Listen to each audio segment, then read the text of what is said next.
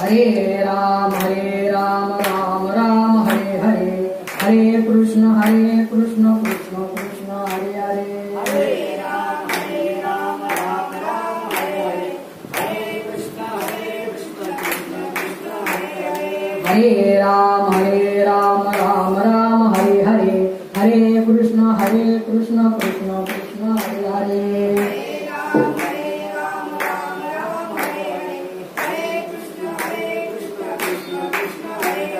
हरे राम राम हरे हरे, हरे कृष्ण कृष्ण कृष्ण हरे हरे।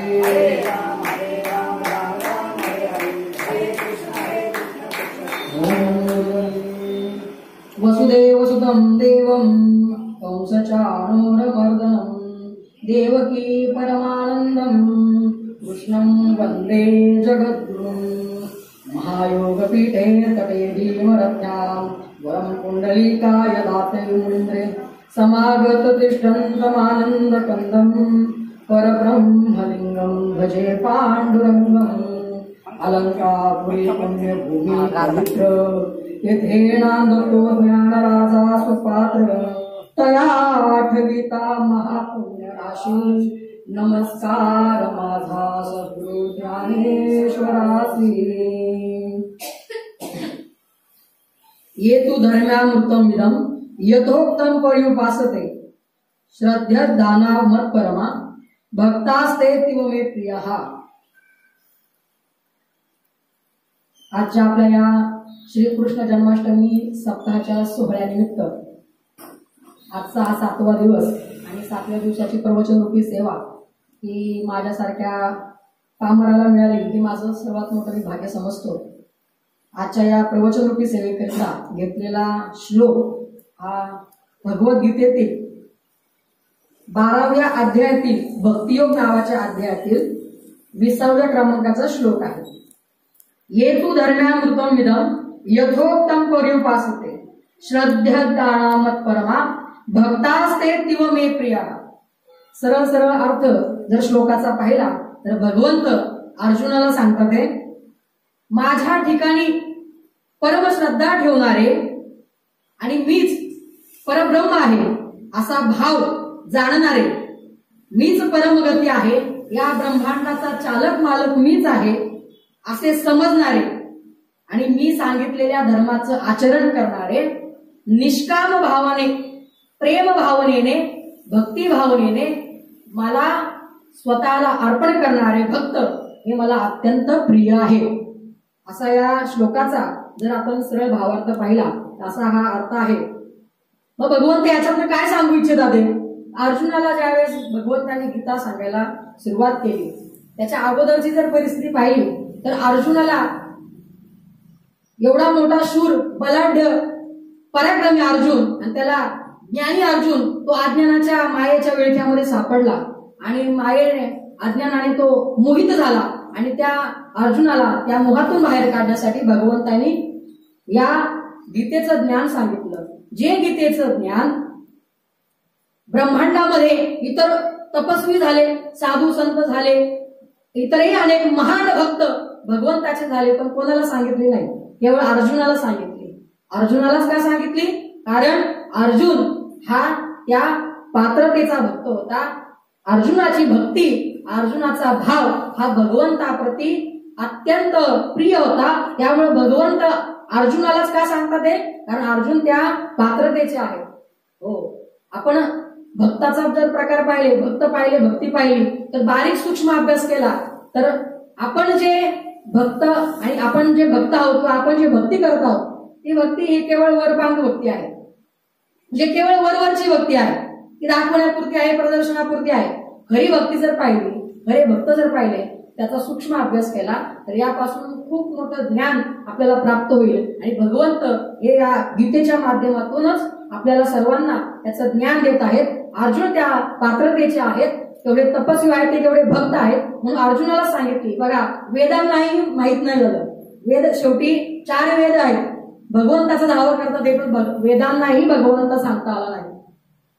मग असं हे गुह्य ज्ञान जे साक्षात आपली पत्नी लक्ष्मी मातेला देखील भगवंतांनी सांगितलेलं नाही, इतर कोणालाही सांगितलं नाही, केवळ अर्जुनाला सांगितलं. हे गुह्य होतं, हे काय होतं, गुह्य होतं, पण ते प्रगट केलं, गीतेच्या माध्यमातून प्रगट केलं. ते ज्ञान अर्जुनाला सांगितलं आणि ते अर्जुनाने ज्यावेळेस श्रवण केलं त्यावेळेला तो धन्य झाला.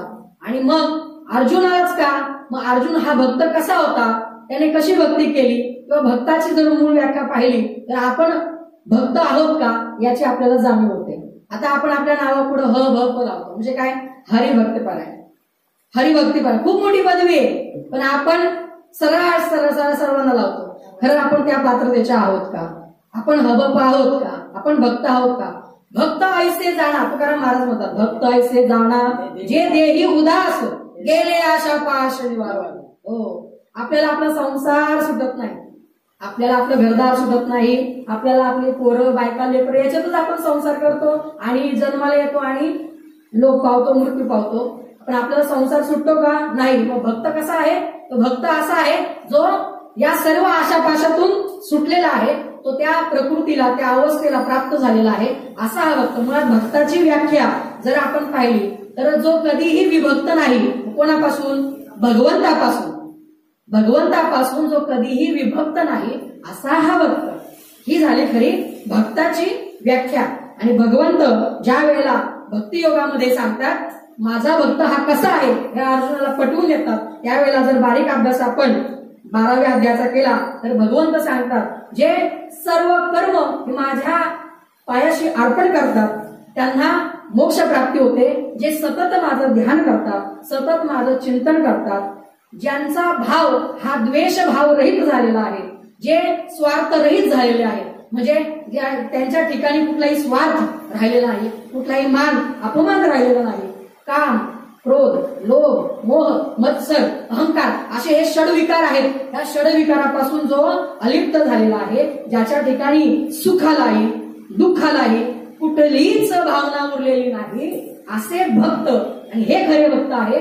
ते भक्त हे मला प्रिय असतात. हे 12व्या अध्यायात आपण जर सूक्ष्म अभ्यास केला ज्ञानेश्वरीचा, खूप छान ओव्या ज्ञानेश्वर महाराजांनी यावरती केलेल्या, की भक्त कसा असावा आणि तो भक्त कसा भगवंताला प्रिय असतो, यावरती जर 12वा अध्याय पाहिला तर अतिशय सूक्ष्म चिंतन ज्ञानेश्वर माऊलींनी केलेलं आहे. हो, आपल्यापासून आपण जर विचार केला तर आपल्यापासून आपलं कामही सुटलेलं नाही, आपल्यापासून आपला क्रोधही सुटलेला नाही. हो, कोणी काय बोलत ते लगेच राग येतो, लगेच म्हणजे राग आपला तयारच असतो, डोक्यामध्ये सनक जाते. आता साधे विचार करा, आपण रोज आता काकड आरती करतो येते, आता आपल्याला ज्येष्ठ मंडळी सांगत असतात, आरडे भाऊ आपले सांगत असतात वा असं करा तसं करा, लगेच राग येतो लोकांना. किंवा इतरही उदाहरण घेतलं तरी प्रापंचिक भावनेमध्ये जर विचार केला, व्यवहारामध्ये जर विचार केला तर कुणी आपल्याचं जरी अपमानास्पद एखादी वाक्य जरी बोललं तरी आपल्याला त्याचा राग येतो, आपल्याकडे मान आहे, आपल्याकडे अपमान आहे. आपली जर कोणी स्तुती केली तर लगेच आपण फुगतो आणि आपली कोणी निंदा केली तर लगेच त्याच्याबद्दल आपल्या मनामध्ये द्वेष भावना निर्माण होते. परंतु जर भक्त पाहिला तर याला द्वेषही नाही, याला कामही नाही, क्रोध नाही, सुख नाही, दुःख नाही, शत्रूही नाही आणि मित्रही नाही. हो, शत्रूही नाही आणि मित्रही नाही, असं हे भगवंताला सांगताना भक्ताचं वर्णन करून सांगतात की भक्त हा कसा पाहिजे, ज्याच्या ठिकाणी कुठलाही भेदभाव नाही. हो, उच्च नाही, कनिष्ठ नाही, असा भाव ज्याच्या मनामध्ये निर्माण होतो, जो या अवस्थेला प्राप्त होत असतो, तो माझा खरा भक्त असतो. हो, माऊलींनाचा विचार करा. आता माऊलींना जर इतिहासात पाहिलं तर माऊलींना किती छळलो, ज्ञानेश्वर महाराज किती छळे, संत महात्मे या जगामध्ये जेवढे अवतरित झाले सर्वांना त्रास झाला, परंतु एवढा त्रास होऊनही माऊलींनी शेवटी जे त्यांना त्रास देणारे आहेत त्यांच्यासाठीही आणि जे त्यांना मानणारे आहेत, त्यांच्यावरती श्रद्धा ठेवणार आहेत, त्यांच्यासाठीही पसायदान मागितलं. आता विश्वात्मके येणे देवे. हो, हे पसायदान का मागितलं, हे कोणासाठी मागितलं, ठराविक वर्गासाठी मागितलं का नाही, ह्या जगताच्या कल्याणासाठी मागितले. हो, मग या जगाच्या कल्याणामध्ये ज्यांनी त्यांना त्रास दिला होता त्यांचंही चांगलं होते भगवंता, आणि जे तुझ्याप्रती निष्काम भाव ठेवतात, तुझ्यावरती श्रद्धा ठेवतात त्यांचंही चांगलं होते. संतांच्या ठिकाणी मान अपमान भेदभाव आला का, नाही आला. हे भक्त, हा भक्त खरा भक्त कसा ओळखायचा, ज्याच्या ठिकाणी मान अपमान नाही, कुठलाही भेदभाव नाही आणि तो सदा सर्वदा संतुष्ट आहे, समाधानी आहे, कुठलीही परिस्थिती असो. आपण जर विचार केला आपल्या बाबतीत संसारिकांच्या बाबतीत तुकाराम महाराज काय म्हणतात, सुख पाहता जवा पाडे, दुःख पर्वता एवढे. आपण जर विचार केला आपल्याकडे बघा, एखादी जर दुःख घटना घडली तर मोठा दुःखाचा डोंगर कोसळल्यागत आपण ते दुःख व्यक्त करत असतो.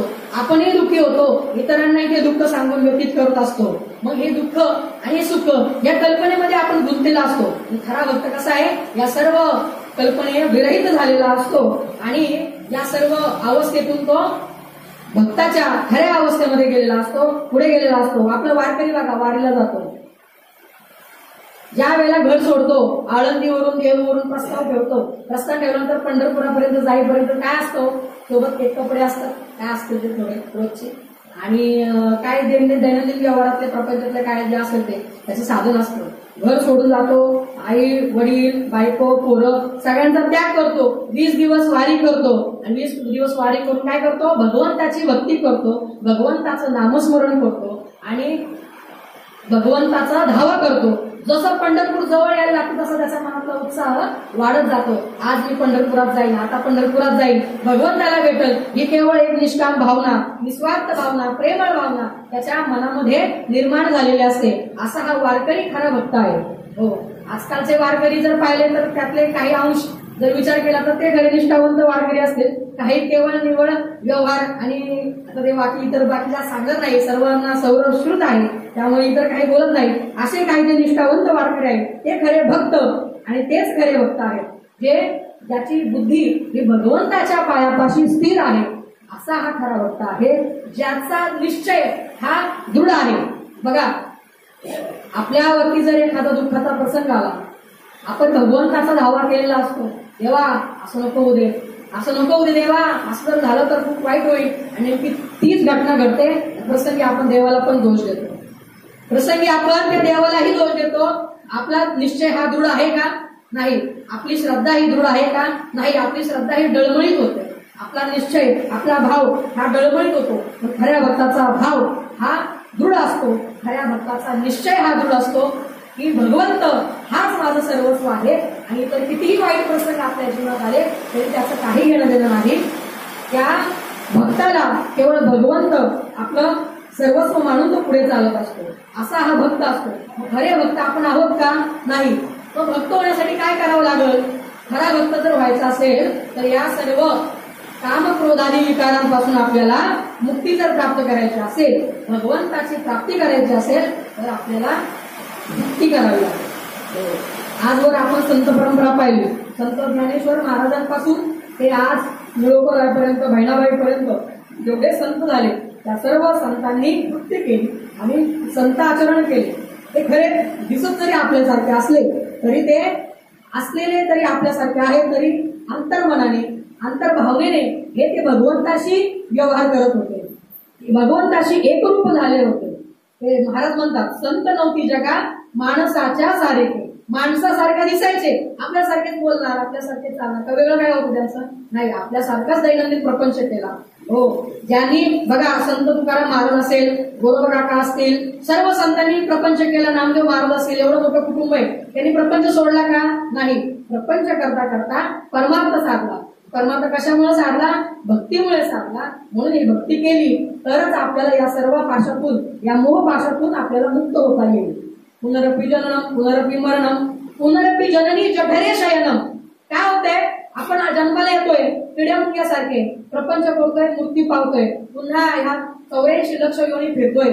सर्व जीवांमध्ये जन्म घेऊन हा संसारामध्ये आपण जन्म मरण एवढं चालले. ह्याच्यातून जर सुटका व्हायची असेल, ह्या जर मोक्ष प्राप्ती करायची असेल तर भक्ती हेच खरं माध्यम आहे आणि भक्ती केली पाहिजे.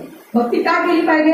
तर भगवंताची प्राप्ती होण्यासाठी भक्ती केली पाहिजे. हो, भक्त आणि भक्ती ही खूप महत्वाचं ओव्या आणि महत्वाचे श्लोक आपल्या या 12व्या अध्यायामध्ये भगवंताने आपल्या अर्जुनाला सांगताना सांगितलेले आहेत. हो, आपण बघा, एखादा पारधी असतो, शिकारी असतो, शिकाऱ्याच्या हातून जसा पक्षी सुटतो तसा काय होतो? तो भयमुक्त होतो. बरोबर? जसा तो शिकाऱ्याच्या हातून सुटतो तो भयमुक्त होतो. आता मला काळजी नाही, जोवर ते शिकाऱ्याच्या हातामध्ये असतो तेव्हा आज मरण उद्या मरण, कधी मरण आहे ते सांगता येत नाही. मग सतत त्या मरणाची चिंता असते आणि कधीही मरण येऊ शकतं. पण जसा तो त्या हातातून सुटतो तसा तो निर्भय होतो. किंवा एखादं मृत शरीर जर असेल, मृत शरीराला कसली लाज असते का? त्याचे कपडे काढा किंवा कपडे घाला, काय करा, काय जाळा हे करा. ज्या वेळेस ते मृत पावतं त्यावेळेला कसली त्याच्यापाशी लज्जा उरत नाही. जसं लाकूड असतं, अग्नीमध्ये एकदा जळून खाक झालं, लाकूड अग्नीमध्ये जेव्हा जळून खाक झालं त्याची काय होते? राख होते. आणि काष्टाशिवाय अग्नी जळतो का? नाही, त्याला लाकूडच पाहिजे. असं हे लाकूड आणि अग्नी, तसेच तो पारधी आणि पक्षी हे द्वैत आहे. हे द्वैत आपल्याला समजलं पाहिजे. आणि जो द्वैत आपल्याला समजलं आणि अद्वैत भाव आपण धारण केला तर तो आणि मी हा एकच आहे. हा एकच सिद्धांत, हा एकच भाव त्या भक्ताच्या ठिकाणी होतो. ज्ञानेश्वर माऊली म्हणतात, लाज भय शंका दुराविला मान साधन या लाज भय शंका हे सर्व त्याच्यापासून दूर होतं. हा खरा भक्त आहे. आणि बघा माऊली सांगतात, तो हा विठ्ठल वरवा, तो हा माधव वरवा, तो आणि हा विठ्ठल. म्हणजे तो वेगळा आहे का? नाही. हा वेगळा आहे का? नाही. हा एकच आहे. हा जाणणं ही खरी मोठी भक्ती आहे. आणि त्या भक्तीच्या माध्यमातूनच आपण जाणू शकतो. ज्याला हे ज्ञान प्राप्त होतो तो खरा भक्त आहे. मग आता आपण जर विचार केला तर ज्ञानी हा खरा भक्त असेलच असं नाही. ज्ञानी हा खरा भक्त असेलच असं नाही. कारण ज्ञानेश्वर तुकाराम महाराज काय म्हणतात? भक्ती प्रेमाविना ज्ञान नको देवा. कारण ज्ञानाला जर भक्तीची जोड दिली नाही तर ते ज्ञान काही कामाचं नाही. म्हणून ज्ञानेश्वर महाराज मोठे ज्ञानी आहेत. मग त्यांनी भक्ती केली की नाही? त्यांना तर सर्व श्रुत होतं.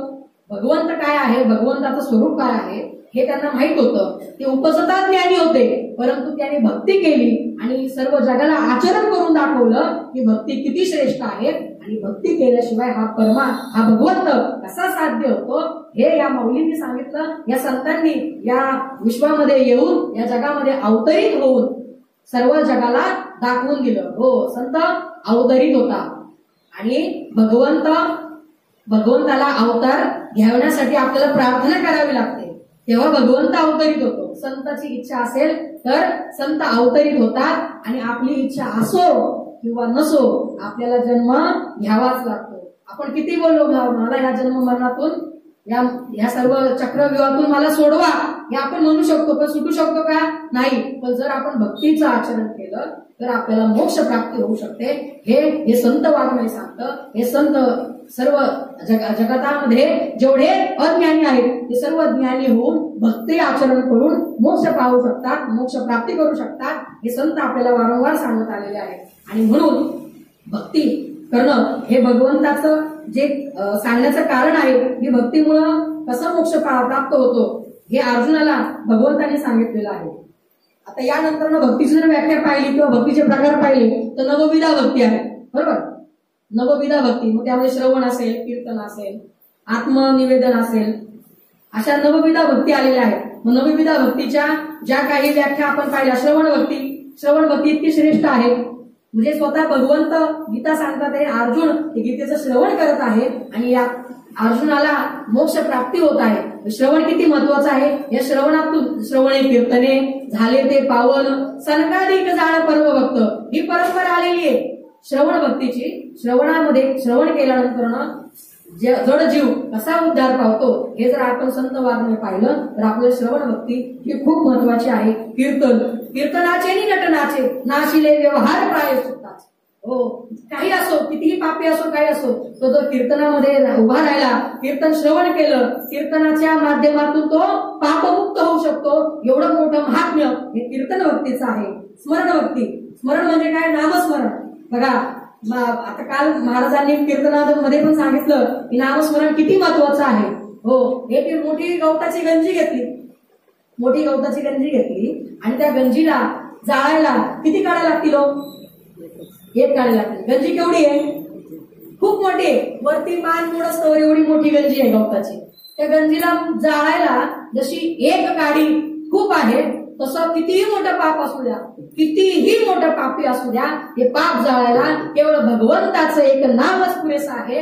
हे संत महात्मा आपल्याला अवतीर्ण होऊन सांगत असतात. आणि म्हणून हे नामस्मरण करणं गरजेचं आहे. माऊली हरिपाठात सांगतात, नामापरते तत्व नाही रे अन्यथा, वाया अनेक पंथा जास्ती जाणी. असे अनेक पंथ आहेत. तर हे असं नामस्मरण खूप खूप आणि खूप गरजेचं आहे, जेणेकरून काय होईल, महाराजांनी सांगितल्याप्रमाणे जसं मोठी गवताची गंजी असेल त्याला एक गाडी पुरेशी आहे, तसं नामस्मरण जर केलं तर एवढं मोठं किती मोठं पाप असू द्या, हे पाप क्षणार्धात जळतं आणि त्या पापाची होळी होते. असं हे नामस्मरण खूप महत्वाचं आहे. नामसंकीर्तन साधन पै सोपे. हे साधन कसं आहे, सोपं आहे, पण आपल्या मुखाला येतं का, नाही येत. आपण दिवसभर किती बडबड करत असतो, प्रापंचिक असेल, व्यावहारिक असेल किंवा इतर कितीही आपण व्यर्थ बडबड करत असतो, पण नामस्मरण आपल्या मुखाला येत नाही. का येत नाही, कारण आपल्या मागच्या जन्मीचं पाप आपल्या आडवं येत असतं आणि त्यामुळे ते पाप आडवं आल्यामुळे आपल्या मुखामध्ये भगवंताचं नाम येत नाही. माऊली सांगतात, बहुत सुकृताची जोडी म्हणून विठ्ठल आवडी. जर सुकृताची जोडी म्हणजे काय, खूप जर त्याच्याकडे पुण्याचा साठा असेल तर त्याच्याच मुखाला देवाचं नामस्मरण येत असतं. आज आपण या सर्व ठिकाणी प्रवचनाला बसले, ही श्रवण भक्ती करतात, नामस्मरण करतात, सर्वजण कीर्तनाला येतात, कीर्तन काय भगवंताचं वर्णन करतात, ते आपण श्रवण करतोय. आपण खरोखर धन्य आहोत. जे घरात बसले ते आता तुम्ही समजून घ्या, जे मंदिरात आले ते खरोखरच पुण्यवान आहेत. बहुत सुकृताची जोडी म्हणून विठ्ठल यावे. हा विठ्ठल सहजासहजी कोणाला आवडत नाही. ज्याचं पुण्य गाठीशी आहे त्याच्या विठ्ठल पाठीशी आहे. असं संत महात्मे आपल्याला या संसारामध्ये येऊन अवतरित होऊन सांगत असतात. म्हणून नामस्मरण करणं गरजेचं आहे.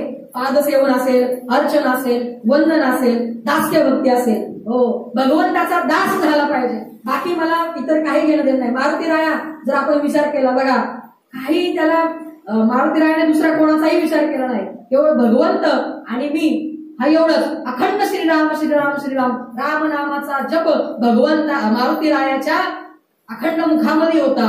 ज्या वेळेला भगवंत रामाने सीतामाई आणि लक्ष्मण ज्यावेळेस बसलेले असतात त्यावेळेला विचारतात, हा मारुती रायाची परीक्षा घेतात आणि त्यावेळेला मारुती रायाला विचारतात, तू खरा भक्त कसा. त्यावेळेला मारुती राया त्याचं हृदय फाडून छाती फाडून दाखवतात आणि भगवंताचा प्रतिमा त्या छातीमध्ये त्या सर्वांना दिसते.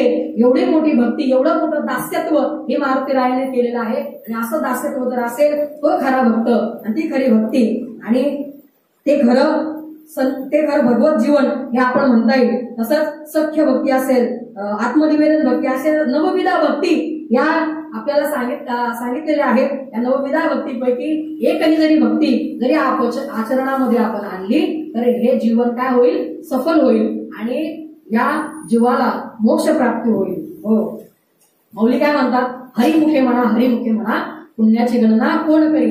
तुम्ही बाकी इतर काही करू नका. स्वतः ज्ञानेश्वर माऊली योगी आहे तरी देखील योगाचा विरोध आहे की नाही. मौली काय म्हणतात, योग याग विधी ये नो हे सिद्धी. ते स्वतः योगी आहे तरी देखील काय म्हणतात, तुम्ही योग याग आणि विधी यामध्ये तुम्ही पडू नका. केवळ भगवंताचा धावा करा, भगवंताचं नामस्मरण करा आणि भगवंताचं नामस्मरण केलं आणि तरच या जीवाचा उद्धार होतो. आणि अशी भक्ती जो करतो तो भक्त भगवंताला प्रिय असतो आणि तोच खरा भगवत भक्त असतो. बघा, पंढरपूरला पांडुरंग परमात्मा विटेवरही उभा आहे. कोणाकरता उभा आहे हो, आपल्याकरता आहे का, नाही, आपल्याकरता नाही, भक्तांकरता उभा आहे.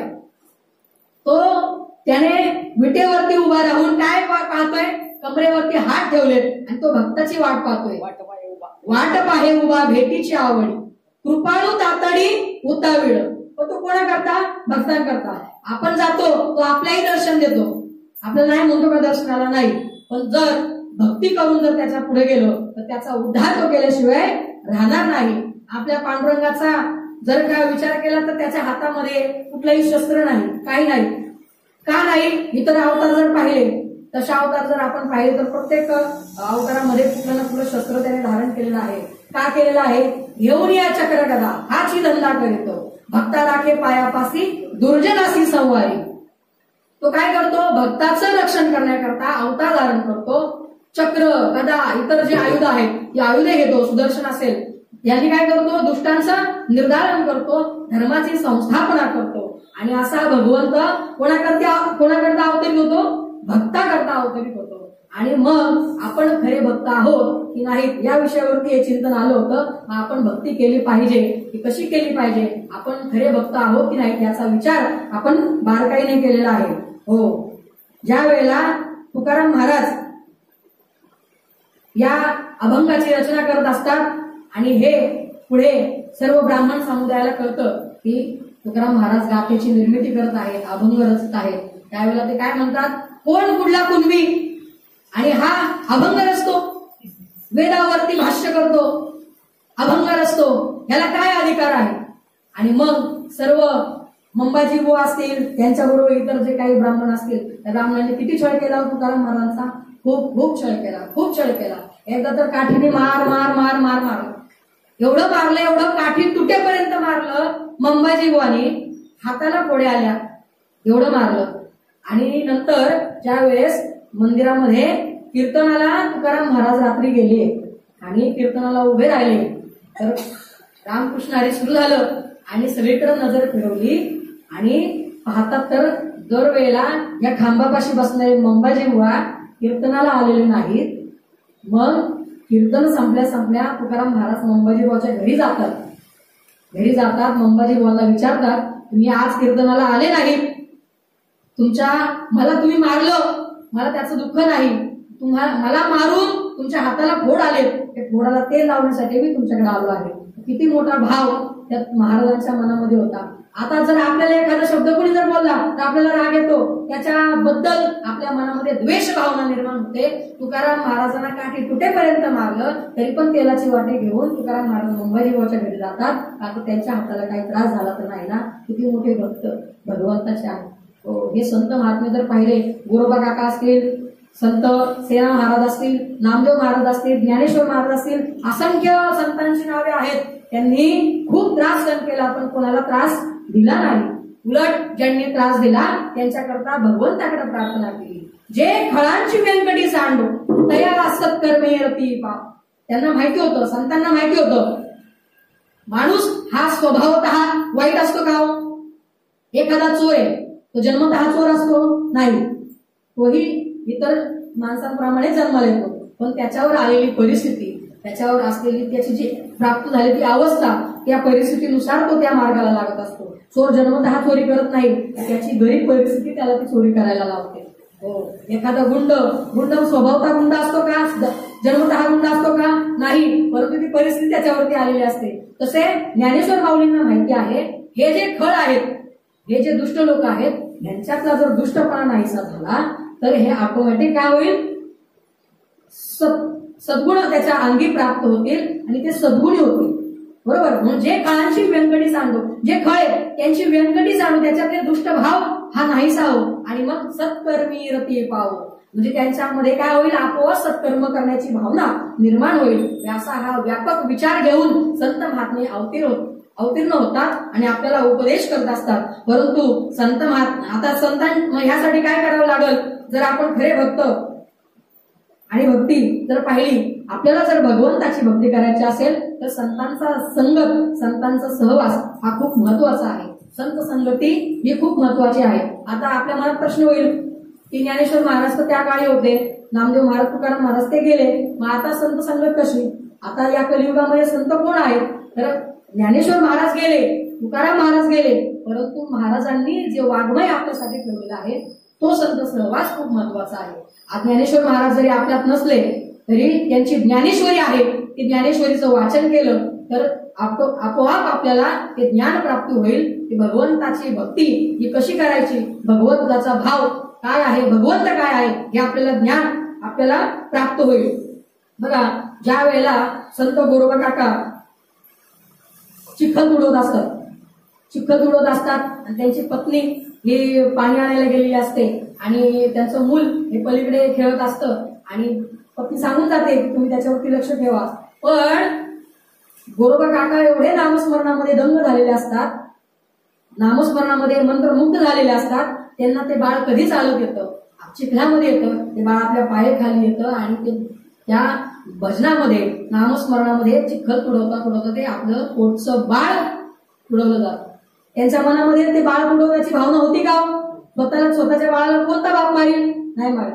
ते असं का घडलं? तर भगवंताचं नामस्मरण चालू होतं म्हणून घडलं.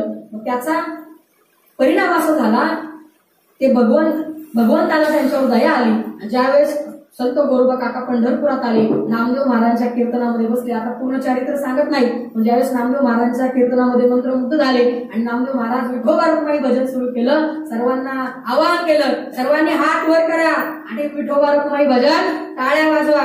आणि असे टाळ्या वाजवायला सगळ्यांनी हात केला. गोरोबा काकाच्या डोळ्यात पाणी आलं, का तर हे हात मला नाहीत आणि हे हात जर का असते भगवंता, या हाताने मी टाळी वाजवली असती आणि तुझ्या मुखातून नामस्मरण केलं असतं. म्हणून गोरोबा काकांनी जसा होते तसे हात वर केले आणि आपोआप काय झालं, त्या तुटलेल्या हातांना पुन्हा हात फुटले आणि ते बाळ देखील त्यांना परत मिळालं. हे कशामुळे झालं? हे भक्तीमुळे प्राप्त झालं, भगवंताच्या भक्ती. मग जर भक्ती केल्यामुळे काय होतं? भक्ती केल्यामुळे भगवंत आपल्या पाठीशी उभा राहतो, मागे पुढे उभा राहे सांभाळीत, आलिया आघात निवाराया. भक्तावरती कितीही संकट आलं, कितीही मोठं संकट असू द्या, त्या संकटातून भगवान परमात्मा त्या भक्ताला अलगद असा बाहेर काढतो.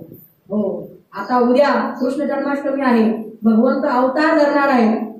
का धरणार आहे? मागाशी सांगितल्याप्रमाणे धर्म रक्षावया अवतार बेसी आपुल्या राखीसी भक्तजना. या भक्तांचं रक्षण करण्यासाठी म्हणून काय करायचं? भक्ती करायची आणि भगवत भक्त व्हायचं. आता इतर भक्त भरपूर असतात, राजकीय भक्त असतात, इतर त्याची भाषा आपण करणार नाही. भगवंताचे भक्त झालेत तर तो भगवंत मागे पुढे उभा राहतो आणि आपल्यावर कुठलेही संकट त्या भक्तावरती येऊ देत नाही आणि सतत भगवंत हा त्या भक्ताच्या पाठीशी राहत असतो. मग आता जर इतिहासामध्ये आपण जर पाहिलं, संत वाङ्मयामध्ये पाहिलं तर असे कितीतरी संत झालेले आहेत आणि त्या संत ज्यावेळेस संकट त्यांच्यावरती आली त्यावेळेला भगवंताने त्या वेळेला अवतार घेतलेला आहे. अवतार कोणासाठी घेतला? भक्ताच्या रक्षणासाठी घेतलेला आहे. असे किती अवतार आहेत? 10 अवतार आहेत का? नाही.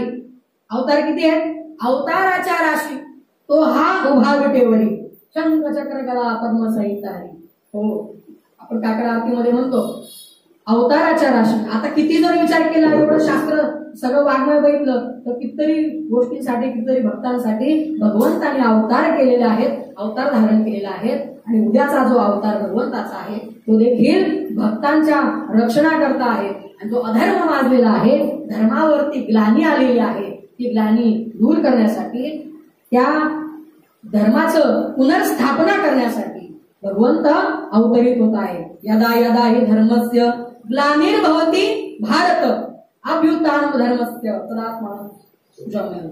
तर जेव्हा जेव्हा धर्मावरती संकट येतं, जेव्हा जेव्हा धर्मावरती ग्लानी येते, त्या वेळेला मी अवतरित होतो असं भगवंत हे अर्जुनाला सांगतात. पुढे काय सांगतात? परित्राणाय साधूनां विनाशाय दुष्कृतां. या दुष्कृतांचा विनाश करण्यासाठी आणि साधूंचं रक्षण करण्यासाठी मी अवतरित होतो. म्हणून हे संत जर आपण पाहिले तर संतांचे खरंच आपल्याला उपकार आहेत.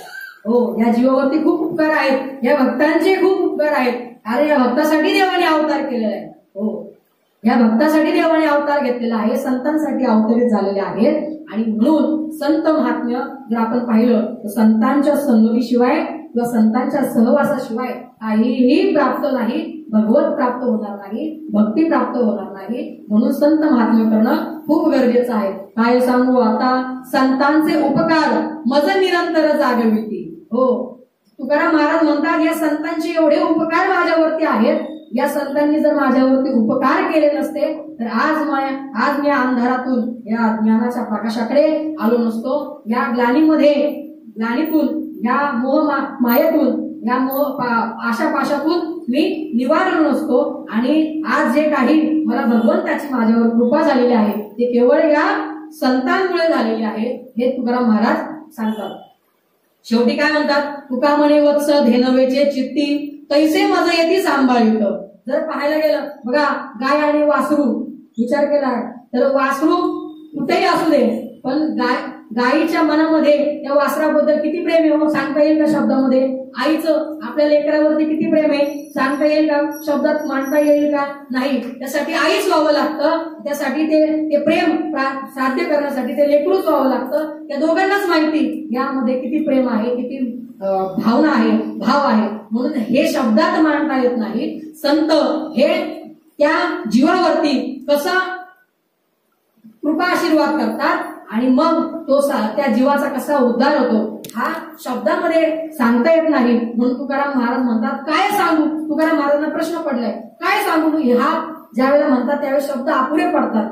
या संतांचे उपकार एवढे आहेत. तुका म्हणे वत्स धेनवेचे चित्ती. बघा एक दृष्टांत तुम्हाला सांगतो.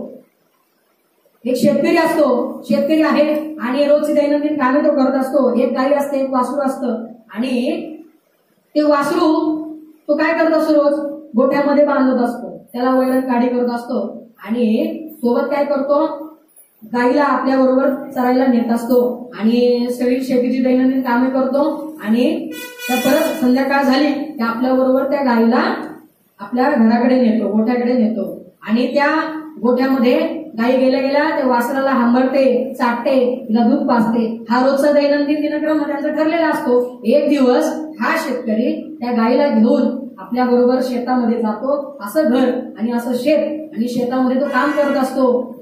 का कुणास ठाऊक असं संकट येतं त्या घराला आग लागते. घराला आग लागते, गोठ्याला आग लागते. गोठ्यामध्ये ते वासरू हंबरत असतं, त्या गाईचं धावं करत असतं, आईचं धावं करत असतं.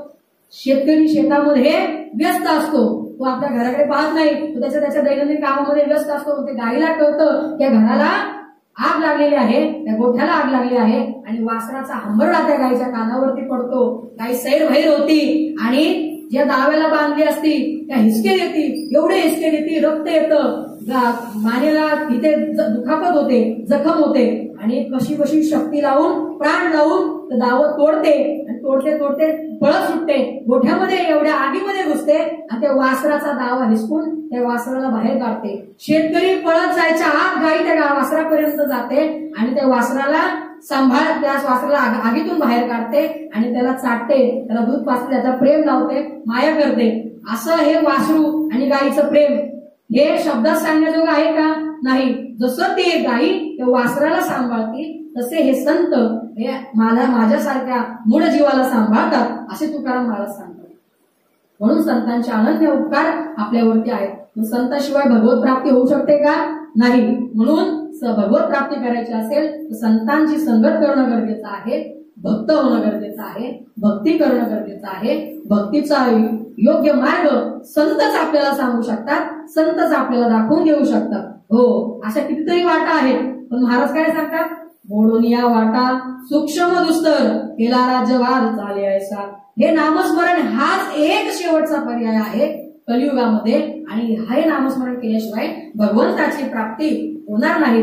आणि म्हणून भगवंत ज्या वेळेला अर्जुनाला सांगतात की बाबा अर्जुना, हा भक्त मला कसा प्रिय आहे, ही भक्ती ही कशी केली पाहिजे, हे 12व्या अध्यायामध्ये भगवंत सांगतात. ये तू धर्म्यान उत्तम उदम यथोक्तम पर्युपासते.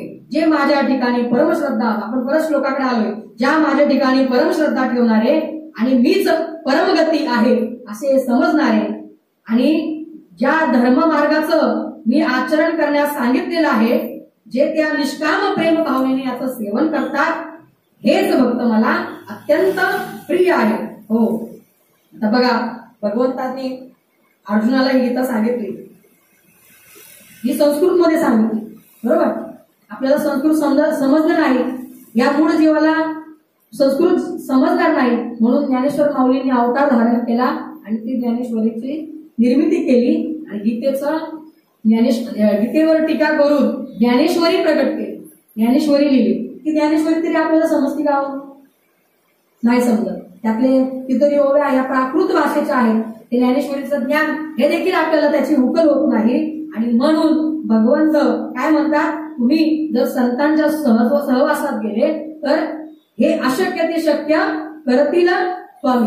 म्हणजे संत महात्मे काय करतात, हे सहज सुलभ पद्धतीने आपल्यावरती उपदेश करतात. सहज बोलणे ही तो उपदेश करुणी सायास शिकविती. सहज संतांनी सहज सांगितलं तरी या जड जीवावरती काय होईल, उपकार आपला असा आहे की आपल्यावरती संतांनी जर आपल्यावर उपकार केला तर आपल्याला भगवंताची प्राप्ती होईल. आणि त्यावेळेला भगवंत या ज्यावेळेस संस्कृतमध्ये गीता सांगतात तर ही गीता आपल्याला समजत नाही. ज्ञानेश्वरी जर आपण रोज वाचली, ज्ञानेश्वरीचं जर का आपण रोज पारायण केलं, आता आपल्या सप्ताहानिमित्त 7 दिवस अखंड पारायण सोहळा चालू आहे, आपण पारायण वाचतोय, पण ही जर ज्ञानेश्वरी घेऊन जर रोज आपण बसलो आणि संत काय सांगतात, तुम्ही रोज ज्ञानेश्वरी घ्या पण तासन बसा असं नका.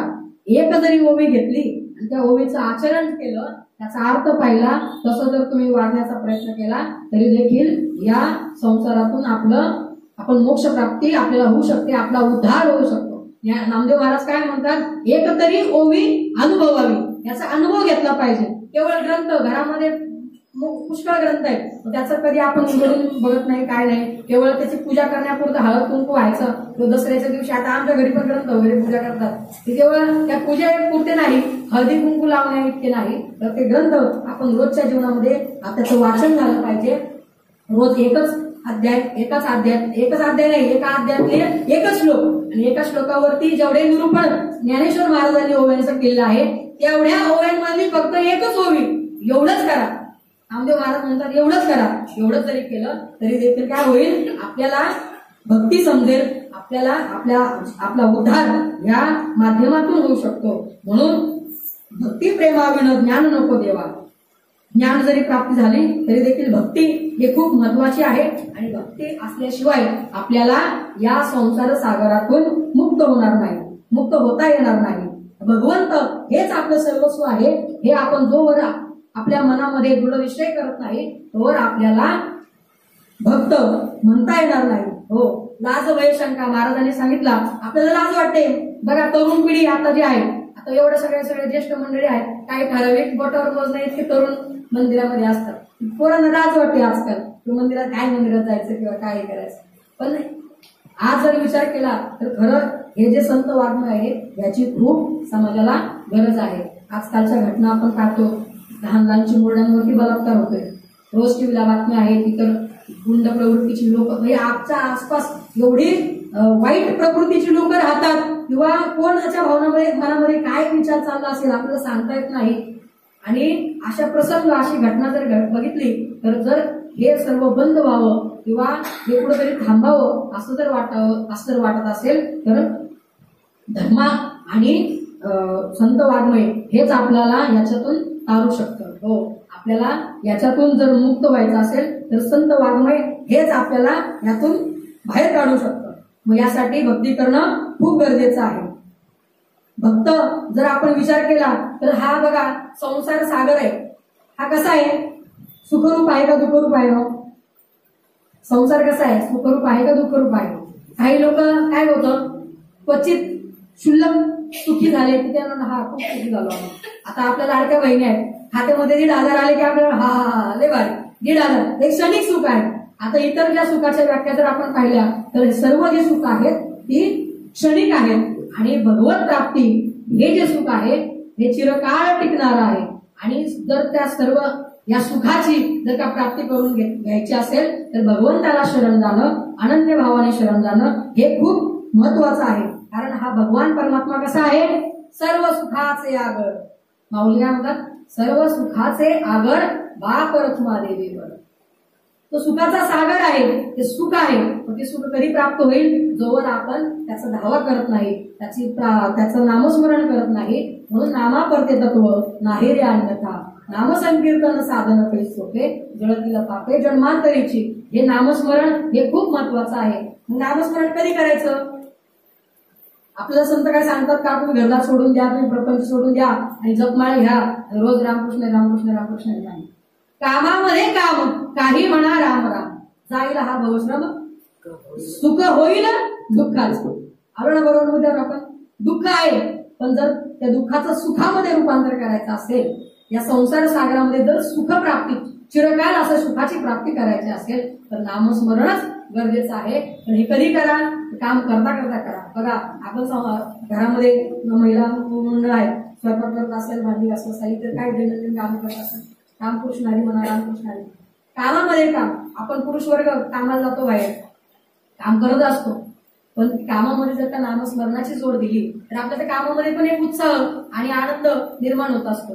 म्हणून संसार सोडायचा आहे का? नाही, संसार सोडायचा नाही, प्रपंच सोडायचा नाही, प्रपंचामध्ये राहायचं आणि परमार्थ साधायचा. संत महात्मे त्यांनी प्रपंच केला, ते दिसताना प्रपंचामध्ये जरी असले तरी असताना कुठे होते? भगवंतापर्यंत होते, भगवंतापर्यंत जोडलेले होते. आणि असे हे म्हणजे कधीही भक्ती आणि भक्त कधीही विभक्त झाले नाही, असे खरे भक्त जर पाहिले तर हे ज्ञानेश्वर महाराज असतील, तुकाराम महाराज असतील, हे जे संत परंपरा जी आलेली आहे हे खरे भक्त आहेत.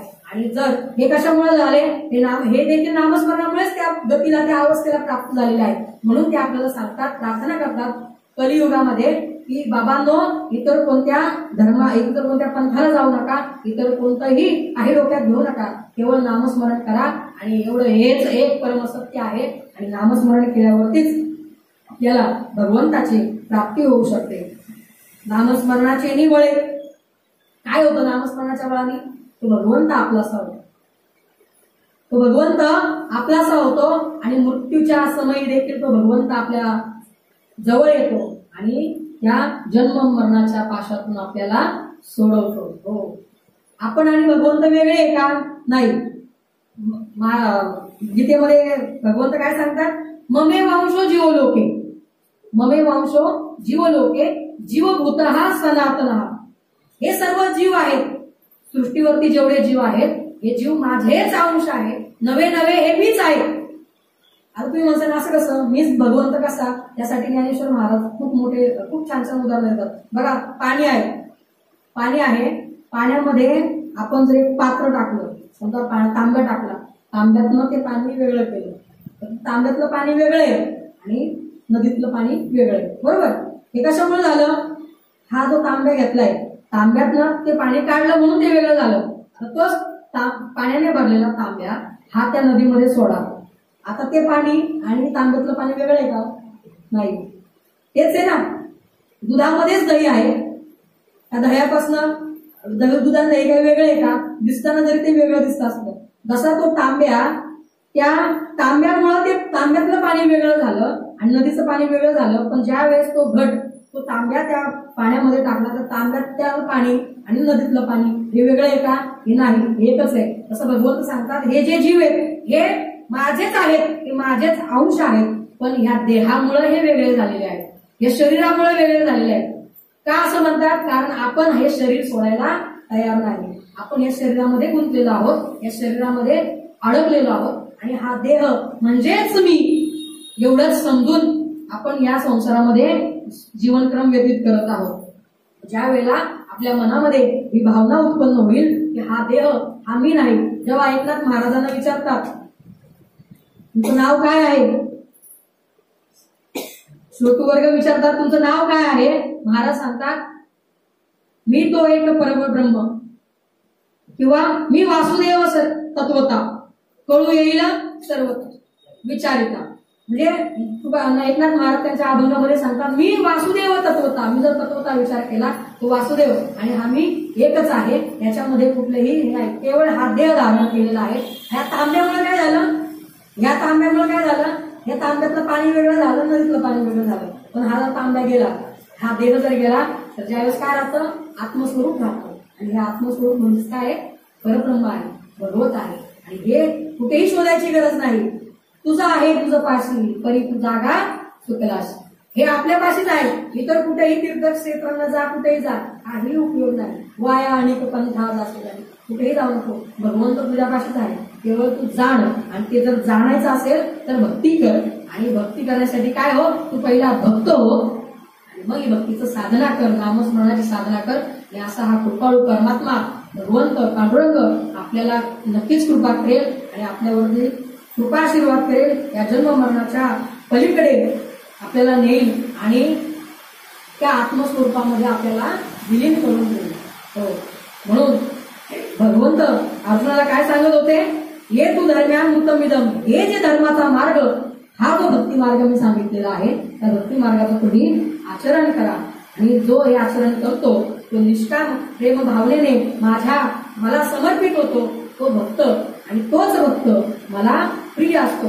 झालेलं चिंतन हे मी तुम्हा सर्वांच्या संत महात्म्यांच्या पायाशी लोटांगण घालून भगवंताशी समर्पित करतो. ज्ञानेश्वर माऊली जसे सोबत ज्ञानेश्वरी सांगताना इथं निवृत्ती महाराज बसलेले असतात आणि निवृत्ती महाराजांकडे बसून बघून काय म्हणतात, बालक बापाची ताटी रेगे, बाप त्याची जेवू लागे, तो संतोष नेणी वेगे मुखची ओढवी. म्हणजे काय, हे पंचपक्वान्नांनी भरलेलं ताट आहे. आता ते बालक काय करतोय, बाप शेजारी बसलाय, त्याच्या ताटापाशी जाऊन बसतोय आणि त्याच्या बापाच्या ताटातलाच एक घास घेतो आणि तो घास त्या बापाच्या मुखाला भरवत असतो. आता त्या बालकाच्या हातातला एवढीसा घास त्याची सुद्धा तृप्ती होणार आहे का? नाही होणार.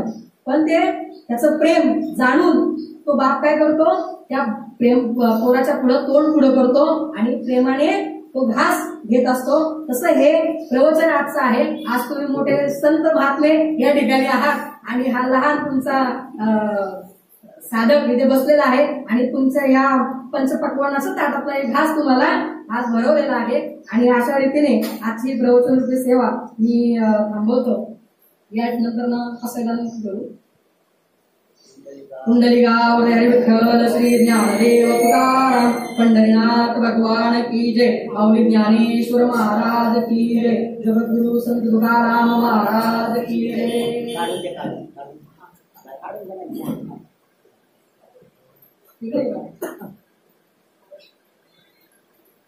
आता विश्वात्मके देवे येणे वाक्य तो शावे, तो शोणी मध द्यावे पसाय गाणे.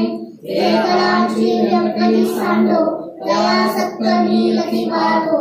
तुला परस्परे म्हणून प्रजनांचे एकांचे तीन गाव. विश्वधर्म सूर्य पाहो, जो सेवांची अतोटे राहो. प्राणी जात वर्षे सकल लोकई, ईश्वर निष्ठांची मार्गाई. अनवरत भूमंडळी भेटो सदा करत तुमचे आहो. चेतना चिंतामणी देवाव, बोलवे जे आनव पियुषाचे. चंदनेचे आचरण मानंदचे कापहीन, ते सर्वाई सदा सज्जन स्वयने होतु.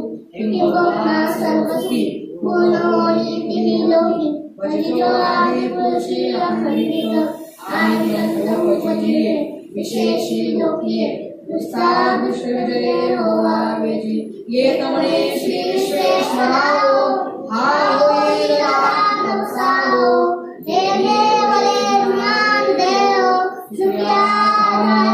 देने वले ज्ञान देव सुखिया झाला. देने वले ज्ञान देव सुखिया झाला. विठ्ठला विठ्ठला विठ्ठला विठ्ठला, बोला पुंडलिक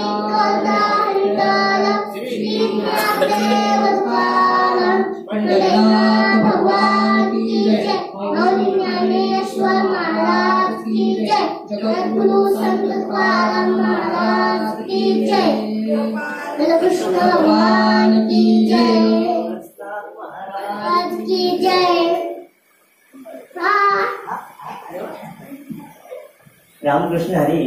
आत्ताच आपण हरिभक्तपरायण दिनेश महाराज दरेकर यांच्या वाणीतून आपण जे प्रवचन ऐकलं आणि त्यांनी अतिशय सुंदर असं काही सांगितलेलं आहे की भक्त कसा असावा, काय भक्ताचे लक्षण सांगितले, भक्त कसा असावा, भक्ती कशी करावी.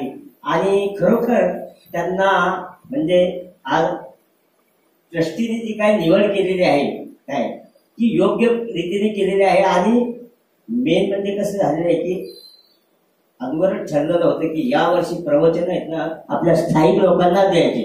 बाहेरचे महाराज आपण काय मानतो, पण आपलं पण इथं काय आहे, आपले पण विद्यार्थी तयार व्हायला पाहिजेत अशी सगळ्यांची आरडे महाराजांची इच्छा होती, पाटीलबांची इच्छा होती, सगळ्यांची इच्छा होती. आणि खरोखर त्या परीक्षेमध्ये दिनेश महाराज 101% असे उतरलेले आहेत. आणि इथून पुढे सुद्धा आपण स्थायिक लोकांनाच प्राधान्य म्हणजे आहे. आपल्या तळेगावात इथं काहीच गुन्हे नाही, जसे पुणे तिथे काही गुन्हे नाही, तसं तळेगावात सुद्धा एवढे भारी भारी कलाकार आहेत, म्हणणारे आहेत, वाजवणारे आहेत, कीर्तनकार आहेत, प्रवचनकार आहेत. फक्त त्यांना काय ज्ञान मिळालं नाही आतापर्यंत, काय ते त्याच्यापासून दूर राहिले. तर ते काम आपण करायचं आणि ते आरडे महाराजांच्या याच्यामध्ये या नेतृत्वामध्ये आपण ते सगळ्यांनी करायचं. काय आणि ही आजची जी सेवा खरोखरच वाखाणयोग्य आहे, कारण त्यांची वाणी पण नाही, ऐका जरा, मी स्तुती करत नाही, तुमची वाणी बरं का दिनेश महाराज, तुमची वाणी स्पष्टता आहे वाणीमध्ये काय, म्हणून खरोखर त्यांना धन्यवाद देतो आणि त्यांचा सत्कार आपल्या नित्योपचार समितीचे महाराज काय नाव आहे आपलं? आर्य ऐकल्या जवळ ऐका येत नाही हो. आर्य काय?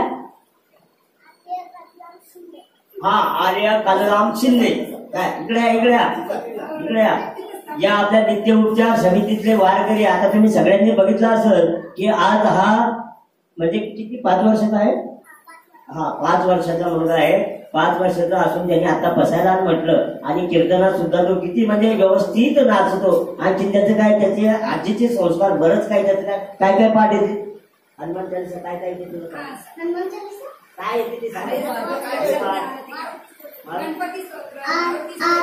अरे फक्त सांग काय. हा, गणपती स्तोत्र येते, मारुती स्तोत्र येते. म्हणजे बघा एवढ्या वयात यांनी एवढी प्रगती केलेली आहे. तरी दिनेश महाराजांचा सत्कार आमच्या या काळे महाराजांच्या हस्ते होणार आहे, शिंदे महाराजांच्या हस्ते होणार आहे. तरी शिंदे महाराजांनी पहिला बुक्का घ्यायचा, महाराजांना लावायचा, परत नारळ घ्यायचा आणि महाराजांना द्यायचा. या महाराज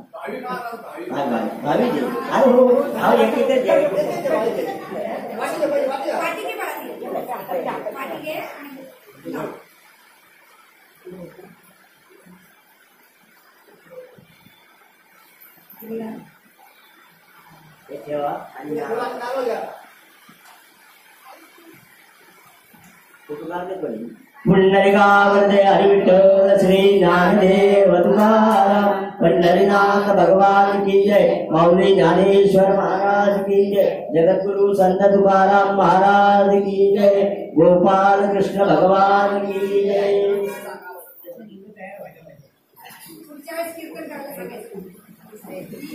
एवढा अधिकार नाही.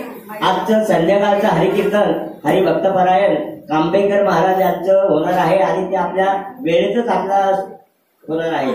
तरी सगळ्यांनी भाविक भक्तांनी त्याचा लाभ घ्यावा. हे कसं आहे, मंदिरातलं पहिलंच प्रवचन